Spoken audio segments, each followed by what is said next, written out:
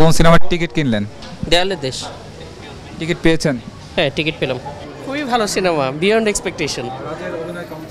দারুণ দারুণ, আমরা আবার দেখব। আপু, দেয়ালের দেশ সিনেমাটি দেখলেন, কি এক্সপেকটেশন পূরণ হয়েছে? হ্যাঁ, ভালোই তো। হ্যাঁ, ভালো, তবে একটু অনেক অনেক বেশি বড় করে ফেলছে। এত বড় করার মতো স্টোরি না, একটু শর্ট হলে ভালো হতো। 7 এরকম একটু স্লো আর বোরিং ছিল। ভালো ছিল এরকম। রাজের অভিনয় ভালো ছিল, বাট মুভিটা একটু বোরিং লেগেছে আমার কাছে। ওভারঅল অল গুড, কিছু কিছু কথাবার্তা খুব ভালো লেগেছে। এভারেজ। রাজের অভিনয় ডে বাই ডে অনেক ইমপ্রুভ হচ্ছে আর আমার খুবই ভালো লেগেছে। বিশেষ করে রাজের অভিনয় অনেক ভালো হয়েছে, বুবলিও অনেক ভালো করেছে। রাজের অভিনয় কেমন ছিল?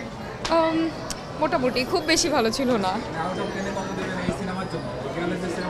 আসলে। ওনার এর চেয়ে ভালো পারফরমেন্স কিন্তু আমরা দেখছি, সো 5 or 6 ওরকম হবে, খুব বেশি না।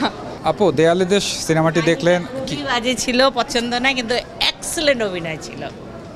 নায়ক নায়িকার না, একদমই না।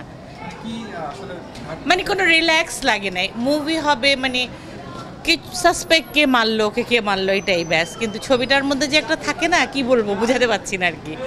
এনজয় হয় নাই। ছবি মানে তো একটা এনজয়মেন্ট আছে, তবে কাহিনীটা ভালো না, অভিনয় এক্সেলেন্ট, পুরস্কার পাওয়া উচিত। ওয়ালটন ফ্রিজ কিনে অনেকের মতো আপনিও হয়ে যেতে পারেন মিলেনিয়াল।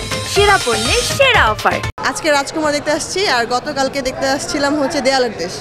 কিন্তু দেয়ালের দেশ মুভিটা এতটা ফালতু, বলার বাহিরে। মানে ওকে ট্রেনের মধ্যে ওয়ানও দেওয়া যাবে না, এতটা থার্ড ক্লাস মুভি। মানে ভাবতে পারিনি যে বুবলি এরকম একটা মুভি আমাদেরকে উপহার দিবে, তাই না? মানে ওটা আসলে কোনো মানে হিস্ট্রি ছিল না আমার কাছে মনে হচ্ছে, যে শুরু থেকে ও শেষ পর্যন্ত যা দেখছে সেম এক, মানে কোনো গল্প ভালো না। যদিও যাই কিছু হোক, মানে গল্প আমাদের টোটালি ভালো লাগে নাই। আজকে অনেক আশা করে খুবই বাজে ছিল।